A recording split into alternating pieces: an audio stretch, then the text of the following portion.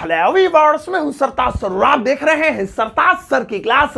भाई साहब, ये इंग्लिश ने भी दिमाग खराब कर रखा है। बचपन में मुझे लगता था कि खाने को इंग्लिश में ईट कहते हैं, और अब बुढ़ापे में आके पता चल रहा है गुटखा खाने को कुछ और कहते हैं, गाली खाने को कुछ और कहते हैं, डांट खाने को कुछ और कहते हैं। मतलब ये खाने भी कई प्रकार के होते हैं इंग्लिश में। मैं पढ़ के आ गया हूं, सारी जानकारी इकट्ठा कर ली है मैंने। आज मैं आपको बताऊंगा कि ये इंग्लिश में खाने कितने प्रकार के होते हैं। अब ये खाना खराब इंग्लिश सीखने के लिए, मेरा मतलब खाने कितने तरीके के होते हैं इनकी इंग्लिश सीखने के लिए, इस वीडियो को अंत तक जरूर देखिएगा। आगे बढ़ने से पहले चैनल को सब्सक्राइब कर दीजिए, सब्सक्रिप्शन बटन के बाद में बेल आइकन को उसको दबा दीजिए ताकि रोजाना वीडियोस के नोटिफिकेशंस आपको बिल्कुल टाइम पर मिल जाए।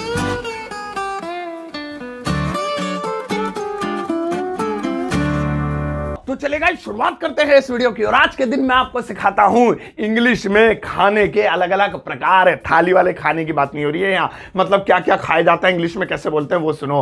अब पहला वाला है गुटखा खाना। बहुत मशहूर है ये तो गली मोहल्लों में, गुटखा खाना। अब ये जो गुटखा खाना है, इसमें खाना शब्द आ रहा है तो उसका ये मतलब नहीं है इसमें ईट लग जाएगा। ईट द गुटखा, ईट राज दरबार, ईट दिलबाग, ईट चेनी खेनी, इतने नाम कैसे याद हो गए मुझे, शिट।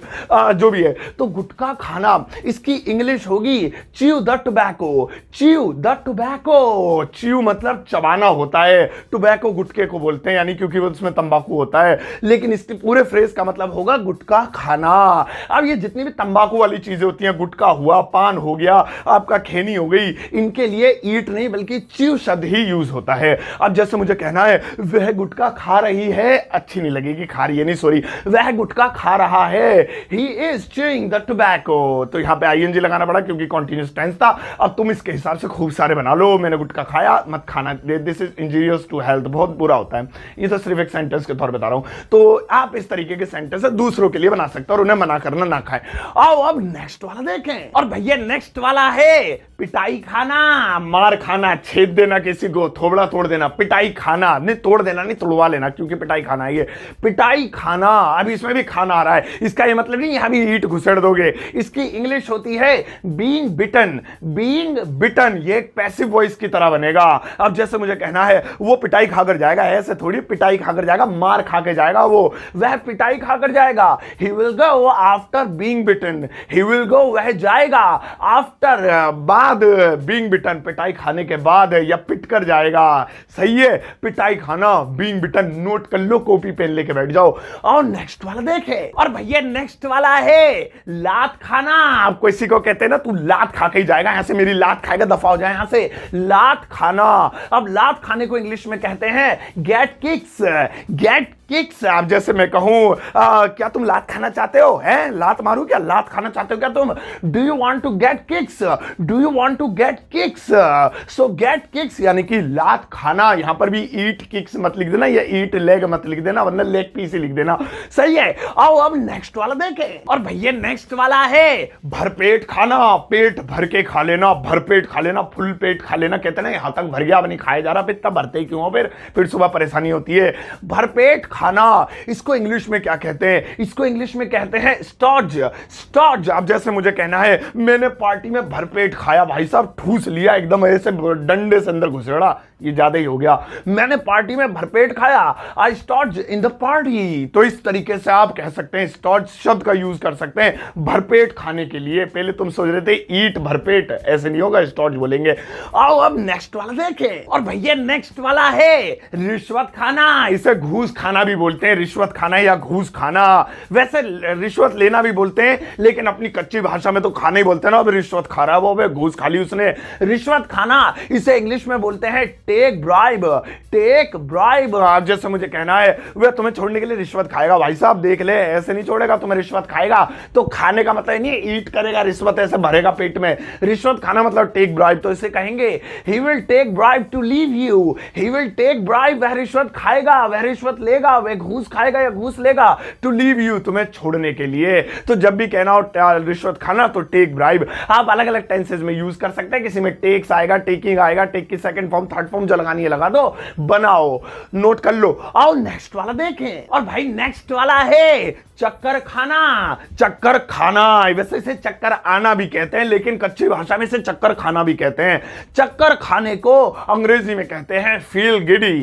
Feel giddy. अब जैसे मुझे कहना है वो चक्कर खाकर गिर गया। भाई तो देखो यहाँ पे क्या है, चक्कर खाकर, अब खाकर मतलब ईट नहीं किया उसने, मतलब चक्कर आ गए, वह चक्कर खाकर गिर गया या गिर पड़ा, तो उसकी इंग्लिश होगी he fell down after feeling giddy. He fell down, वह गिर गया आफ्टर फीलिंग गिडी, चक्कर खाकर या चक्कर खाने के बाद। तो चक्कर खाना, फील गिडी बहुत यूज होता है, इसका गर्मियों में ज्यादा यूज होता है, चक्कर खाकर गिर जाऊंगा मैं या मुझे चक्कर आ जाएंगे, ये यूज करना। आओ अब नेक्स्ट वाला देखें, और भैया नेक्स्ट वाला है जहर खाना। अरे ये तो मेरी वीडियो से मिल रहा, जहर वीडियो बनाता हूं मैं, लेकिन ये अलग चीज है, जहर खाना। अब इसको तो पक्का लोग सोचते होंगे ईट द जहर, पहले तो जहर की इंग्लिश ही पता चल जाए, पॉइजन कहते हैं, लेकिन इसमें भी ईट इस्तेमाल नहीं होगा। जहर खाने को अंग्रेजी में कहते हैं consume the poison, consume the poison. जहर ना हो गया, ऐसा लग रहा है रिलायंस इंडस्ट्री का कोई प्रोडक्ट है, हद हो गई यार, कंज्यूम आ रहा है। चलो कंज्यूम द पॉइजन। अब जैसे मुझे कहना है उसने टेंशन में जहर खा लिया, भाई साहब बहुत टेंशन थी उसे, उसने टेंशन में जहर खा लिया, इसकी इंग्लिश होगी he consumed the poison in tension. He consumed, क्योंकि सेकंड फॉर्म लगी, खा लिया, आ की आवाज आ रही है, पास्ट इंडेफिनिट, द पॉइजन जहर इन टेंशन, टेंशन में। सही है, तो देख लो, याद रखना इसका भी। आओ अब नोट कर लेना इसको भी, लाइक का बटन दबा दो, मजा आ रहा हो तो। आओ नेक्स्ट वाला देखें, और भैया अगला वाला है जेल की हवा खाना। हो ये तो खतरनाक सा है, जेल की हवा खाना, अक्सर इसका भी यूज होता है, जेल की हवा खा रहा हो तुम, जेल की हवा खाओगे, जेल की हवा खाना चाहता है क्या, जेल की हवा खाना। अब इसको इंग्लिश में क्या कहेंगे, इसकी इंग्लिश होगी सर्व द जेल टर्म। ये है सर्व द जेल टर्म। अबे मैं तो ये सोचता था take the cold air of Symphony air cooler in the jail, jail की हवा खाना ठंडी ठंडी, ये निकला। चलो इंग्लिश वीक है मेरी। अब देखो सर्व द जेल टर्म, इसका मतलब होता है जेल की हवा खाना। इंग्लिश में मतलब इसका निकला जेल के कायदे कानूनों को पालन पोषण करना, जेल में रहना, जेल के मतलब जो है तरीके से चलना, कुल मिला के हुआ जेल की हवा खाना। तो चलो आओ इस पर बनाते हैं, वह जेल की हवा खा रहा है, वह जेल की हवा खा रहा है, तो ये नहीं वही सिम्फनी एयर कूलर के आगे बैठा है, जेल की हवा खा रहा है, तो इसकी इंग्लिश होगी he serving the jail terms, he serving the jail terms. तो सही है, जेल की हवा खाना, याद रखना, बहुत ही ज्यादा बेहतरीन है ये तो बहुत कम मिलते फ्रेज, मुझे पता नहीं कैसे मिला। आओ अब नेक्स्ट वाला देखें, और भैया नेक्स्ट वाला है गाली खाना। गाली खाना ये भी यूज होता है, बहुत यूज होता है, मेरी लाइफ में तो बहुत ही यूज हुआ है गाली खाना। अब गाली खाने को भी ईट गाली नहीं कहेंगे, कभी तुम थाली में सजा के कहो ईट गाली विद नी वाला, ऐसे नहीं, गाली खाना, गाली खाने को इंग्लिश में कहते हैं गेट अब्यूज्ड, गेट अब्यूज्ड। अब जैसे मुझे कहना तुम रोज गाली खाते हो, यार कैसे इंसान हो तुम, रोज गाली खाते हो, you get abused every day, you get abused every day. अगर मैं कहता हूं वह रोज गाली खाती है, क्योंकि प्रेजेंट डेफिनेट टेंस से बना रहे तो ऐसे ही लग जाता, शी गेट्स अब्यूज्ड या ही गेट्स अब्यूज्ड, ऐसे बना सकते हैं, या गाली खा रहे हो तो गेटिंग हो जाता, अलग अलग तरीके से आप बना सकते हो, लेकिन आपको पता चल गया कि गाली खाने को बोलते हैं गेट अब्यूज्ड हो। मैं तो अभी यूज करूंगा इसका, सही है। आओ अब नेक्स्ट वाला देखें, और भैया अगला वाला है डांट खाना। डांट खाना, इसका भी यूज अक्सर हम करते हैं, वो डांट खाएगा, उसने डांट खाई, वह डांट खा रहा है, डांट खाएगा क्या, डांट मत खाओ भाई, डांट ऐसे कहते हैं क्या, डांट मत, जो भी है, चलो डांट खाना।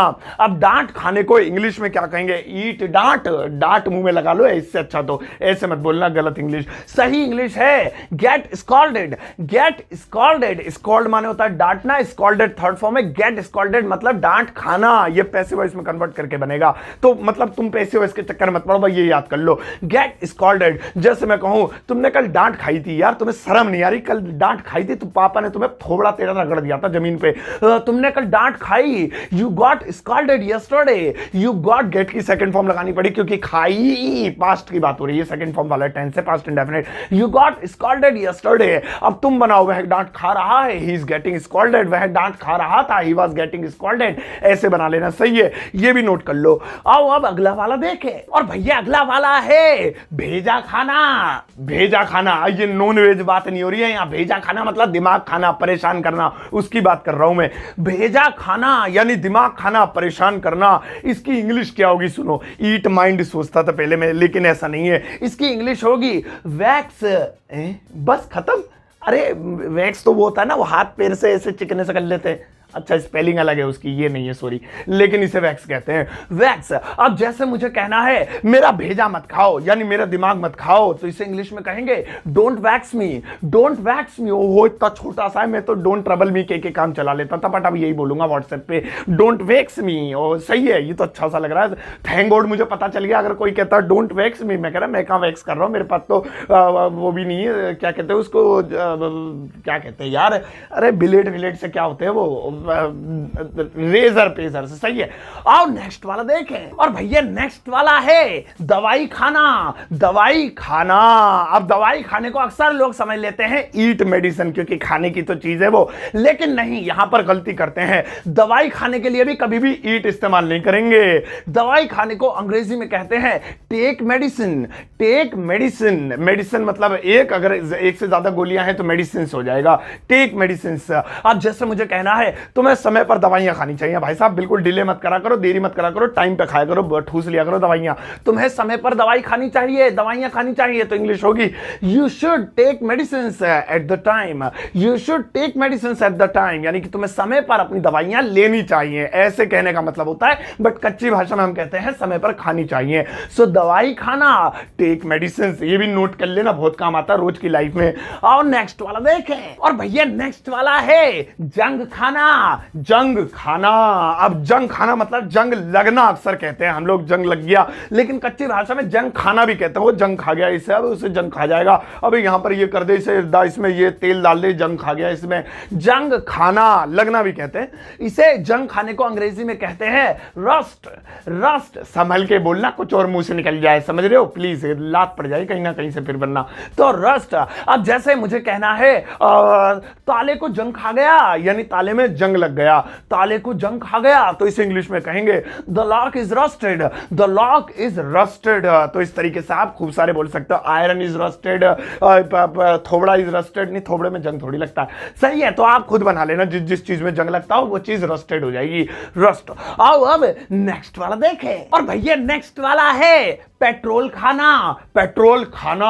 अक्सर इसका भी यूज होता है कच्ची भाषा में, मेरी गाड़ी बहुत पेट्रोल खा रही है, और कितना पेट्रोल खाती है तेरी गाड़ी, अबे भाई साहब बस बहुत पेट्रोल खा रही है, जेब भारी पड़ रही है, जेब पे भारी पड़ रही है, मतलब पेट्रोल खाना, eat the petrol, drink the petrol, ये सब नहीं होगा, इसकी इंग्लिश होगी burn petrol, burn petrol. Burn माने होता है जलाना, पेट्रोल मतलब पेट्रोल तुम्हें पता ही है, तो इंग्लिश में होता है पेट्रोल जलाना, लेकिन हिंदी में कहते हैं पेट्रोल खाना या पेट्रोल लगना, ठीक है। अब जैसे मुझे कहना है मेरी बाइक बहुत पेट्रोल खा रही है, यार क्या करे यार, मेरी बाइक बहुत पेट्रोल खा रही है, समझ में नहीं आ रहा, ये एवरेज बहुत कमा रही है इसकी, तो इसकी इंग्लिश होगी my bike is burning much petrol, my bike, मेरी बाइक इज बर्निंग, खा रही है, जला रही है, मच पेट्रोल, बहुत सारा पेट्रोल। अब पेट्रोल की जगह डीजल, पीजल, जो भी तुम्हारा फेवरेट हो, जो तुम पीते हो, मतलब मैं तुम्हारी गाड़ी पीती हो, आप वो भर सकते हो, सही है। सो बर्न द पेट्रोल। आओ अब नेक्स्ट वाला देखें, और भाई साहब नेक्स्ट वाला है बिजली खाना, बिजली खाना, हाथ का ऐसे क्यों इशारा कर रहा हूं मैं, ऐसे थोड़ी खाते बिजली, बिजली खाना। आप कहते हैं ना, मतलब कच्ची भाषा में यूज करते हैं अपने घरों में बहुत ज्यादा, अरे ये वाली मशीन बहुत बिजली खा रही है यार, भाई साहब हमारा टीवी बिल्कुल बिजली नहीं खाता,